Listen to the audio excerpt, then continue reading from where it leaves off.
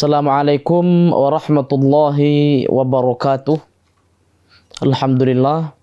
Alhamdulillah rabbil alamin. Wabihi nasta'in ala umurid dunya waddin. Asyhadu an la ilaha illallah wahdahu la syarikalah.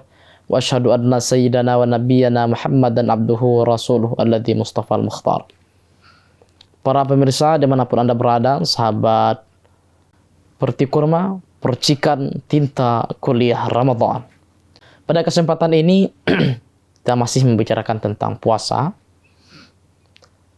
Sebagaimana diketahui secara umum bahwa Islam sebagai agama yang hadir mensinergikan antara hablum minallah dengan hablum minannas. Bagaimana hubungan vertikal dan horizontal itu seimbang. Tidak hanya memikirkan tentang persoalan kemanusiaan, sosial tetapi juga memikirkan tentang persoalan bagaimana menuju Allah, usul kepada Allah dengan tingkatan-tingkatan proses spiritual tertentu. Maka puasa sebetulnya adalah salah satu instrumen untuk menggabungkan dua hal tadi, di mana satu sisi untuk bagaimana kemudian membela hak kepentingan sosial masyarakat, bak negara dan kebangsaan segala macam, dan sedangkan secara ruhani bagaimana kemudian bisa membawa seorang hamba untuk meningkatkan kualitas spiritualnya kepada Allah Subhanahu wa taala. Maka dalam berbagai riwayat yang kita pahami bahwa ketika Rasulullah menganjurkan orang untuk memberi makan orang yang sedang berbuka puasa, bagaimana kemudian dianjurkan untuk bersedekah sebanyak mungkin, dengan pahala dijanjikan dengan pahala yang berlipat-lipat ganda. Di mana juga di saat berpuasa kita disuruh menyantuni anak yatim, tidak berbuat khusumat, berbuat cela, iri dengki dan segala macam lainnya. Itu sebuah cara, ya, sebuah cara dalam agama untuk bagaimana kemudian membuat kita sesama manusia terjadi harmonisasi pergaulan antar sesama manusia. Begitu juga dengan tingkatan spiritual kepada Allah Subhanahu wa taala. Puasa bagaimana menundukkan hawa nafsu. Sebagaimana juga familiar dalam riwayat-riwayat bahwa nafsu itu sudah diazab sekian tahun. Tapi juga tak kunjung sadar. Akhirnya ketika diazab oleh neraka ju' kelaparan, baru nafsu menyadari bahwa dia adalah seorang hamba sedangkan Allah adalah Tuhan. Pertanyaan kemudian, seberapa pengaruh sebetulnya nafsu terhadap diri kita sebagai seorang insan? Itu sangat berpengaruh. Bahwa inna fil jasadi mudghatan dalam hadis. Inna fil jasadi mudghatan idza saluhat saluhal jasadu kulluh wa idza fasadat fasadal jasadu kulluh alla wa hiya al-qalb. Segumpal daging itulah yang dimaksud dengan hati. Tetapi hati yang mana? Nah, kalau orang Arab istilahnya hati itu jantung. Maka dalam orang hakikat, jantung itu dijadikan sebagai titik fokus dalam bagaimana menghantamkan zikir kalimat Allah, la ilaha illallah, dan segala macam kalimat-kalimat tauhid ke dalam jantung, yang berfungsi kemudian bagaimana membuka jalan untuk menuju kepada Allah Subhanahu wa taala. Nah, titik spiritual terdalam tadi yang terdapat di dalam kalbu dan lapisan-lapisan ke dalamnya, yang juga merupakan tempat nafsu di situ. Itulah yang kemudian harus ditundukkan juga oleh puasa. Puasa menahan diri dari itu. Maka dalam beberapa tradisi, dalam beberapa organisasi tarekat misalnya, diadakan semacam tradisi suluk misalnya. Tidak mau memakan daging ketika sedang berriyadhah, zikir, dan segala macam lainnya. Itu adalah merupakan cara untuk menundukkan hawa nafsu sebetulnya. Karena ketika nafsu diberi makan terus-menerus, tidak pernah berhenti, dimanjakan terus, maka nafsu itu otomatis akan selalu berkuasa terhadap diri manusia itu. Puasa adalah instrumen salah satu untuk menuju itu. Maka kata Rasulullah sallallahu alaihi wasallam, sabda Rasulullah sallallahu alaihi wasallam, ketika sudah kembali dari perang Badar bersama para sahabat pun bertanya, "Ya Rasulullah, masih adakah perang yang lebih besar dari perang Badar ini?" Rasulullah menjawab, "Ada." "Apa itu ya Rasulullah?" Rasulullah mengatakan, "Perang yang terbesar itu adalah melawan dirimu sendiri." Berarti nafsu itu adalah pangkal sebetulnya yang membuat seseorang baik atau tidaknya. Ketika orang mampu mengendalikan itu, maka otomatis baiklah seluruh kelakuannya, budi pekerti, perangainya.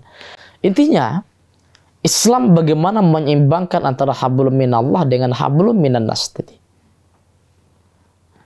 Dan contoh yang paling mudah, para pemirsa, kalau ketika kita memahami tentang puasa, bukankah kita selalu dianjurkan, dimotivasi untuk mencari malam nuzulul Quran, barokah nuzulul Quran, mencari malam Lailatul Qadar. Bahkan sebelum Ramadan pun ada namanya bulan Rajab misalnya. Ada malam 27 Rajab. Di bulan Sya'ban pun, di sebulan Sya'ban pun ada namanya malam nisfu Sya'ban. Nah, ada satu hal yang sangat menarik ketika kita baca tentang riwayat seputar tentang malam-malam Rajab, malam nisfu Sya'ban, kemudian hari sebelum masuk Ramadan, kemudian riwayat seputar malam nuzul Quran, malam Lailatul Qadar. Semuanya riwayat-riwayat itu mendapati titik sambung yang sama.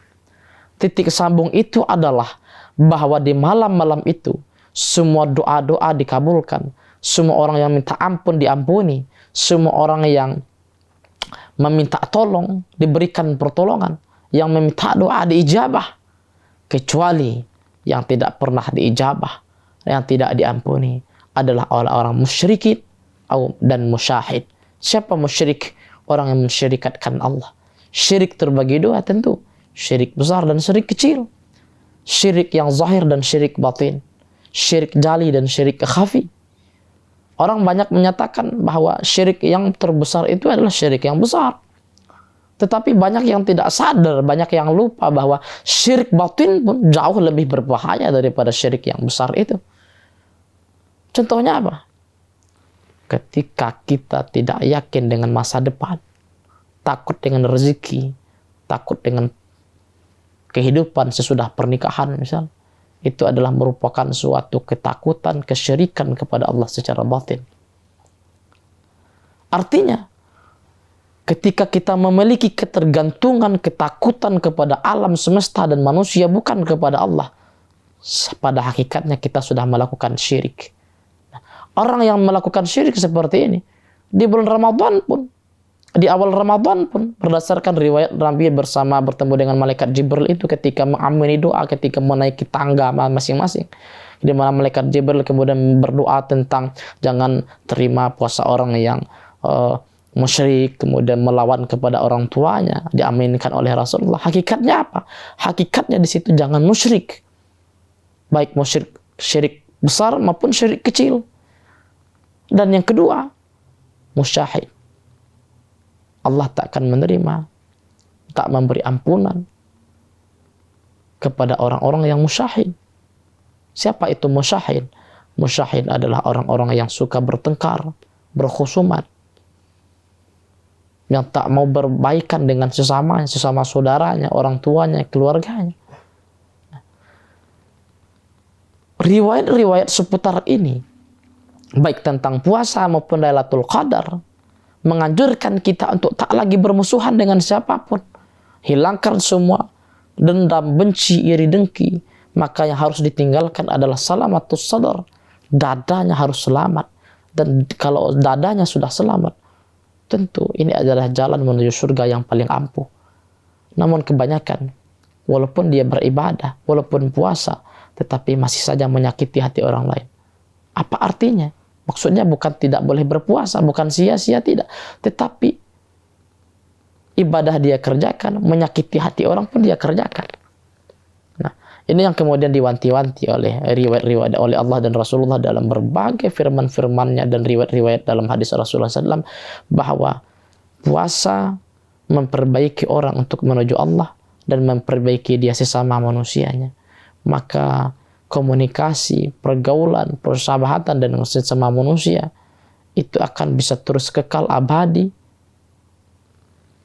tanpa ketika tidak lagi dicampuri oleh benci, hasad, iri, dengki kepada manusia apapun itu. Dan itu adalah kunci surga yang terbaik untuk bertemu kepada Allah Subhanahu wa taala. Mungkin itu saja para pemirsa Mudah-mudahan manfaat. Terima kasih. Assalamualaikum warahmatullahi wabarakatuh.